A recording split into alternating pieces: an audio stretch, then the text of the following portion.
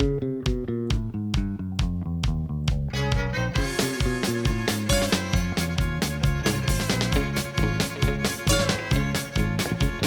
bin der neue Herr von der Ex-DDR.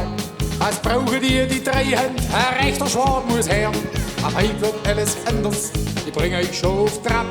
Als erstes wird mal Schwäbisch lernen und sexy schafft man ab. Schaffen musst nicht schwätzen, damit du etwas hast. Das hat der Lothar immer gesagt mit seiner spitze Gusch. Vom Trabant bis zum Mercedes, da ist ein großer Schritt. Doch unter meiner Führung kommt sogar ein Ossi mit. Auf geht's, Leute, da kommt jetzt eine Maschine aus dem Lindenau. Der Bull von uns Know-how, wir Schwaben ja die Hits.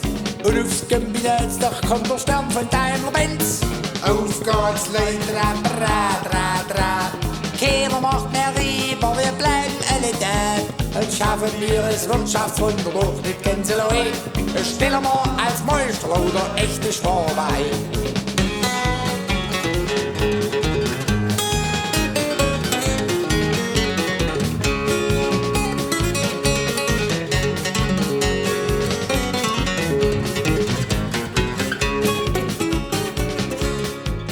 Soll was laufen, muss man schmieren, beispielsweise mit dem Segeltrip.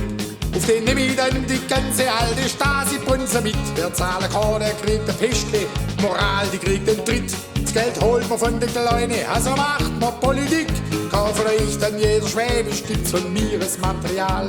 Ich führe euch hin zum Wohlstand aus eurem Jammertal. Dafür gehen wir über Leiche, schmeißen alles auf der Mill.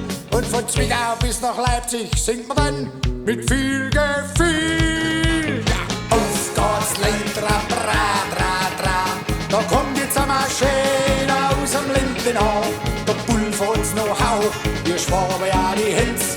Und aufs Kabinettsdach kommt der Stern von Daimler-Benz. Ja, auf geht's, Leute,